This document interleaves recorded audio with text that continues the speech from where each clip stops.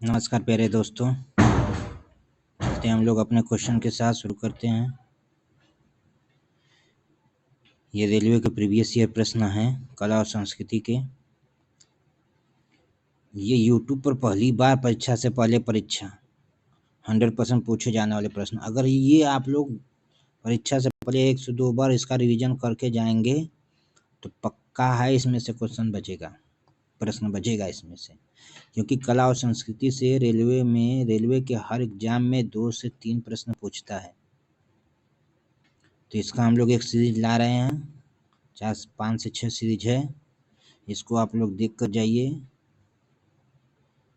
150 question लगभग है, तो इसमें से आप लोगों को जरूर क्वेश्चन बच जाएगा। और ये इम्पोर्टेंट प्रश्न है, सभी प्रीवियस ईयर प्रश्न हैं। ये आप लोगों का रिवीजन कराया जाता है, क्योंकि ये परीक्षा रिवीजन क्लासेस भी है। तो दोस्तों, आप लोग वीडियो को लाइक शेयर जरूर कीजिएगा पसंद आए तो, और चैनल को सब्सक्राइब कर लीजिएगा अगर जो सब्सक्राइब नहीं किया होगा तो। दोस्तों, ये प्रश्न आप लोगों को जरूर मदद करेगा परीक्षा में। चलते हम लोग प्रश्न के साथ अपने स्टार्ट कर। हम लोग का पहला प्रश्न है प्रश्न नंबर 61। चूंकि प्रश्न 60 प्रश्न हो गए थे और हम लोग अगले प्रश्न पर चल रहे हैं। प्रश्न हम लोग का, निम्नलिखित में से कौन सी शास्त्रीय द्रविड़ भाषा है? इसमें से कौन सी शास्त्रीय द्रविड़ भाषा है? तो कौन सा? वो शास्त्रीय है और द्रविड़ भाषा भी है।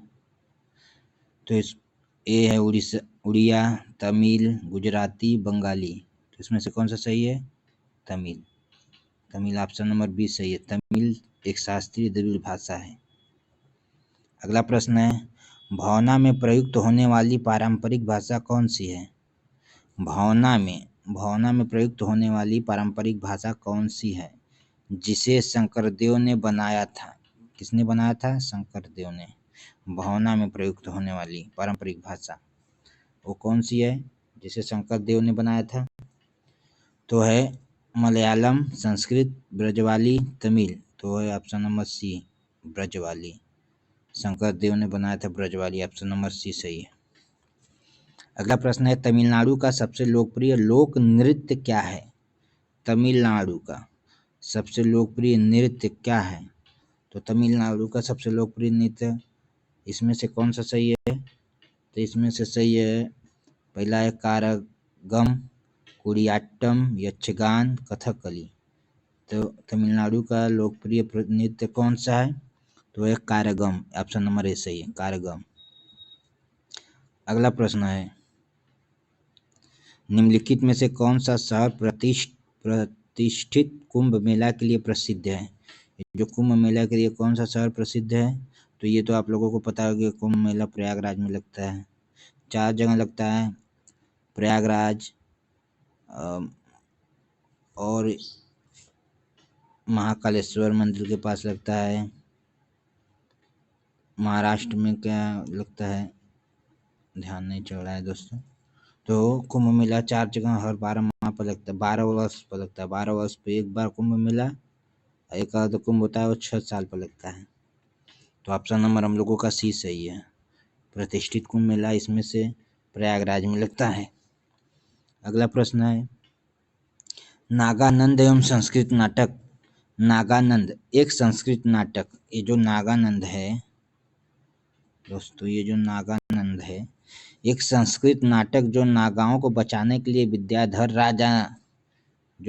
राजा थे, वो जिमूतवाहन के आत्म बलिदान की लोकप्रिय कहानी बताता है। जिमूतवाहन के आत्म बलिदान की लोकप्रिय कहानी बताता है। सम्राट, वो कौन सा सम्राट था जिसे इसका श्रेय जाता है? तो इसका श्रेय किस सम्राट को जाता है? Option number A Bindusara, B Ashoka, C Harsha, चार चंद्रगुप्त प्रथम। किसको जाता है? ये जाता है हर्ष को। किसको जाता है? हर्ष को। अगला प्रश्न, नवकलेबारा उत्सव किस राज्य से संबंधित है? ये जो नवकलेबारा उत्सव है किस राज्य से संबंधित है? तो कलेवाला उत्सव option number A Orissa, Assam, Sikkim, Paschim Bengal. किस में सही है? ये उड़ीसा का त्योहार है नौ कलेवाला। Option number A Orissa, Orissa का ऑप्शन नंबर ए सही। अगला प्रश्न है हम लोगों का प्रश्न नंबर 67।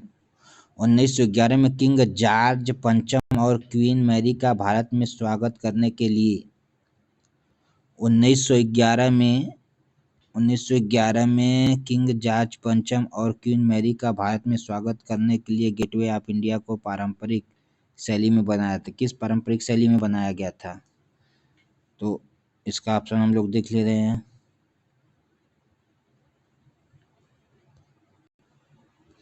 ऑप्शन नंबर ए फारसी, पश्चिमी, यूरोपियन, भारत अरबी शैली।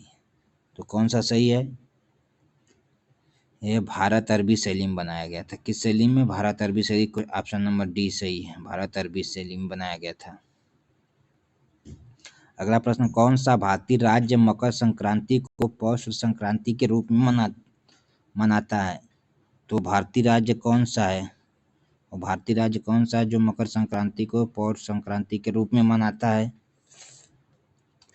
तो भारतीय राज्य है ऑप्शन नंबर बी, पश्चिम बंगाल। ये पश्चिम बंगाल जो है यह मकर संक्रांति को पौष संक्रांति के रूप में मनाता है, पश्चिम बंगाल।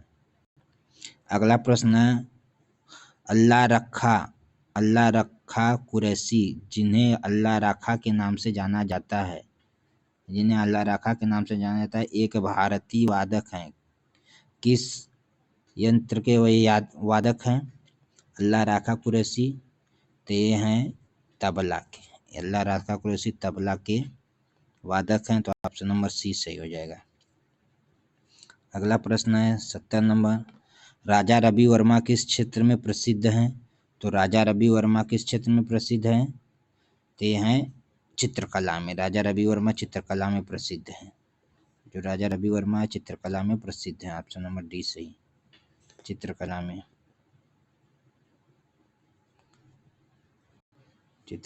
राजा रवि वर्मा प्रसिद्ध है। अगला है कि स्पेस दिया है के गुणाध्याय को 85 भाषा में लिखा जाता है। किसके गुणाध्याय को 85 भाषा में लिखा जाता है? तो ऑप्शन नंबर ए मृच्छकटिका, पंचतंत्र, बृहद कथा, कथा सरिता सागर। तो इसमें से ऑप्शन नंबर सी सही है। ऑप्शन नंबर सी सही है, बृहद कथा। प्रश्न नंबर अगला क्या है, 15 अगस्त को प्रधानमंत्री देश को कहाँ से संबोधित करते हैं? 15 अगस्त को प्रधानमंत्री देश को कहाँ से संबोधित करते हैं? ऑप्शन नंबर ए संसद, 2 चांदनी चौक, लाल किला, अलीबाग। तो 15 अगस्त को कहाँ से संबोधित करते हैं? तो लाल किला से संबोधित करते हैं प्रधानमंत्री, लाल किला से। ऑप्शन नंबर सी सही, लाल किला। अगला प्रश्न है, कुंभ का मेला मध्य प्रदेश में किस शहरों में से किस में लगता है? इन शहरों में से किस में लगता है कुंभ का मेला मध्य प्रदेश में? तो मध्य प्रदेश में उज्जैन में लगता है, उज्जैन ऑप्शन नंबर सी। कुंभ का मेला मध्य प्रदेश में उज्जैन में लगता है, महाकालेश्वर की धरती से। ये सब पूछे हुए प्रश्न है दोस्तों। देखो ये आरआरबी जेईई 2019 में पूछा है, आरआरबी एनटीपीसी 2022 में पूछा है। तो इसका हम आप लोगों को रिवीजन करा रहे हैं, क्योंकि हमारे चैनल का नाम ही परीक्षा रिवीजन क्लासेस है। इसको 1-2 बार आप लोग जरूर परीक्षा से पहले देख कर जाइए और इसको ज़्यादा से ज़्यादा शेयर कीजिए, जिससे कि आपके मित्रों को, आपके घर वालों को भी मदद मिल सके। आप में नहीं तो आपके पड़ोसी में ये क्वेश्चन जरूर पूछेगा। आप में नहीं तो आपके पड़ोसी में, आप में ही पूछ सकता है, आप में नहीं तो आपके पड़ोसी में, ये तो निश्चित है, नहीं तो मिला लीजिएगा। तो उज्जैन में तो ऑप्शन नंबर डी सही है, ऑप्शन नंबर डी सही है। इसमें ऑप्शन नंबर डी दिया है, उज्जैन में सी है। तो उज्जैन कहाँ? उज्जैन में महाकालेश्वर के मंदिर में कुंभ का मेला, महाकालेश्वर मंदिर वहाँ कुंभ का मेला लगता है। तो ऑप्शन नंबर डी सही है कि उज्जैन में कुंभ का मेला मध्य प्रदेश के किस शहरों में लगता है? तो उज्जैन में लगता है। उज्जैन इन ऑप्शनों में किस में है? तो उज्जैन ऑप्शन नंबर डी में है। अगला प्रश्न, कृष्णनाट्यम निम्नलिखित में से किस राज्य का प्रसिद्ध नृत्य है? नाट्यम नहीं है, नाट्यम। तो इसमें से किस राज्य का प्रसिद्ध नृत्य? आंध्र प्रदेश, कर्नाटक, केरल, तमिलनाडु। तो किसमें का प्रसिद्ध नृत्य है कृष्णनाट्यम? किस राज्य का प्रसिद्ध नृत्य है? आंध्र प्रदेश, कर्नाटक, केरल, तमिलनाडु। तो किसमें सही है? तो इसका ऑप्शन नंबर डी, तमिलनाडु का प्रसिद्ध है। तो डी किसमें? बी में। तो ऑप्शन नंबर बी सही होगा। ऑप्शन नंबर बी सही, तमिलनाडु में। ऑप्शन यहाँ दिया है, वो नंबर दिया है। चलते हैं अगले क्वेश्चन पर। सिक्किम के लोग लहबाब धुचेन मनाते हैं जो स्वर्ग से पृथ्वी पर किसके वंश को चिन्हित करने के लिए मनाया जाता है? जो स्वर्ग से पृथ्वी पर किसके वंश के लिए चिन्हित करने के लिए, मतलब चिन्हित करने के लिए मनाया जाता है? सिक्किम के लोग, ये जो सिक्किम के लोग हैं, सिक्किम के लोग लहबाब धुचेन मनाते हैं, ये किसके लिए? तो मनाते हैं भगवान बुद्ध के लिए। भगवान बुद्ध के लिए सिक्किम के लोग मनाते हैं, क्योंकि सिक्किम में भगवान बुद्ध की पूजा बहुत लोग करते हैं। पूर्वी भारत में बुद्ध के लोग बहुत मानते हैं बुद्ध भगवान को। अगला प्रश्न है, प्रारंभिक हिंदू दर्शन जीवन के कितने चरण निर्धारित किए गए हैं? प्रारंभिक हिंदू दर्शन में जीवन के कितने चरण को निर्धारित किया गया है? देखो भाई, ये भी क्वेश्चन पूछा है ग्रुप डी 2022 में। ग्रुप डी 2022 में ये भी प्रश्न पूछा हुआ है। तो कौन सा सही होगा? कितने चरण निर्धारित किए गए हैं? तो इसमें 4 चरण निर्धारित किए गए हैं। ऑप्शन नंबर ए, 4 चरण निर्धारित किए गए हैं। ऑप्शन नंबर ए, प्रारंभिक हिंदू दर्शन में जीवन के 4 चरण निर्धारित किए गए हैं। अगला प्रश्न है, एक प्रारंभिक भारतीय दार्शनिक के अनुसार सब कुछ मूल तत्वों से बना है। कितने मूल तत्वों से मिलकर बना है प्रारंभिक भारतीय दर्शन के अनुसार? तो प्रारंभिक भारतीय दर्शन के अनुसार सब कुछ कितने मूल तत्वों से मिलकर बना है? तो ऑप्शन नंबर ए है 2, 4, 3, 5। कितने से मिलकर बना है? तो ये बना है 5 मूल तत्वों से। हम लोगों का शरीर, मानव शरीर बना है। ऑप्शन नंबर डी सही, सब कुछ 5 मूल तत्वों से मिलकर बना है। प्रश्न नंबर 78, समकालीन कर्नाटक संगीत में कितने मेलकर्ता राग हैं? जो समकालीन कर्नाटक संगीत है, इसमें कितने मेलकर्ता राग हैं? मेलकर्ता राग कितने हैं समकालीन कर्नाटक के संगीत में?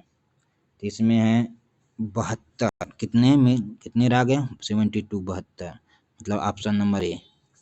प्यारे दोस्तों, अगर ये वीडियो लगता है कि नहीं पूछे जाने लायक क्वेश्चन है, ये हमारे लिए मदद कर रहा है, क्वेश्चन हम पेपर में मदद करेगा, तो प्लीज़ लाइक शेयर जरूर कीजिएगा, सब्सक्राइब करना ना भूलिएगा, बेल आइकन को दबा लीजिएगा। और दोस्तों, जो भी इसमें कमी है उसको प्लीज़ कमेंट करके बताइएगा, उसमें हम लोग सुधार करेंगे। और आवाज़ कम होगी दोस्तों, हमको लगता है, तो आवाज़ प्लीज़ बढ़ा लीजिएगा और अच्छे से इसको 1-2 बार रिवीजन कर लीजिएगा। चलते हम लोग अगले क्वेश्चन पर। डॉक्टर एल सुब्रमण्यम कौन सा यंत्र बजाते हैं? ये जो डॉक्टर एल सुब्रमण्यम हैं, कौन सा यंत्र बजाते हैं? कौन सा यंत्र है जो उसको बजाते हैं डॉक्टर एस सुब्रमण्यम? पहला है सितार, दूसरा है सरोद, तीसरा सारंगी, चौथा है गिटार। तो कौन सा डॉक्टर सुब्रमण्यम बजाते हैं? सारंगी बजाते हैं डॉक्टर सुब्रमण्यम। अब अगले प्रश्न में हम लोग चलते हैं और आज का लास्ट प्रश्न है रेकुंगमा घाटों कीटो और चीरमू के नृत्य शैली। रेकुंगमा घाटों कीटो और चीरमरमू के नृत्य शैली किस राज्य में मनाए जाते हैं? इसमें से निम्नलिखित में से किस राज्य में मनाए जाते हैं? तो प्लीज इसको आप लोग बताएं। आप लोगों को समय दिया जा रहा है 10 सेकेंड का। प्लीज आप लोग कमेंट करके जरूर बताएं।